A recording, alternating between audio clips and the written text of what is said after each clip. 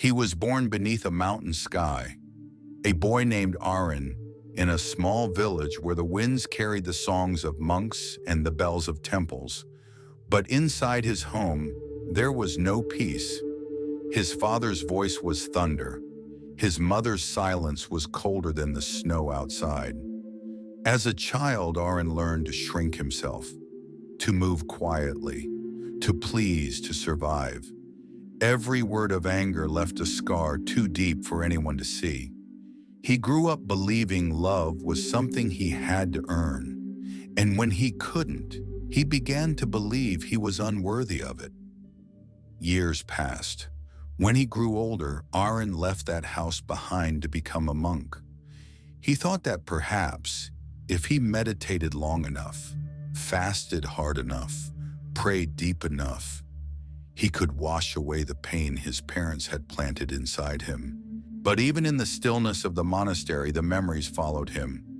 His father's disappointment, his mother's tears, the endless question echoing through every breath. Why did I get the parents I got? One night, when the ache became too heavy, Aaron walked deep into the forest. The moon was his only companion. He fell to his knees beneath an old banyan tree and whispered, "If there is a God, tell me why I was born to them. What lesson is hidden in this cruelty?" And in that stillness, a voice rose, not from the sky, but from the silence inside him. "You chose them." Aaron opened his eyes. He thought he was imagining it. "How could I choose pain?" he asked. The voice replied, "Before you were born, you stood in a realm of light. You were shown many lives, many families, many lessons. And when the great light asked, 'How will you learn compassion?' you pointed to two souls and said, 'Through them.' You saw their pain before they were your parents.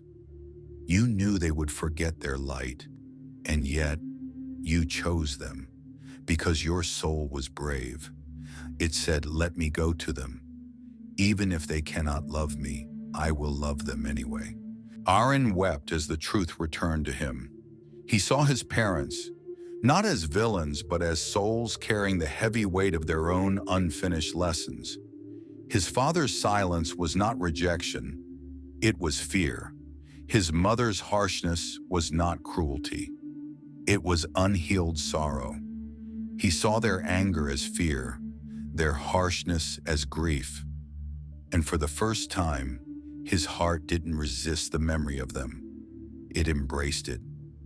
When dawn broke, Aaron walked down the mountain. He didn't know what words he would say.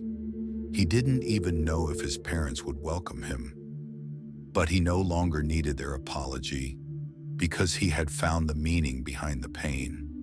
And when he saw them, older, smaller, more fragile than he remembered, he simply bowed. And in that silent bow, generations of suffering ended. Before birth, every soul chooses the circumstances that will awaken it.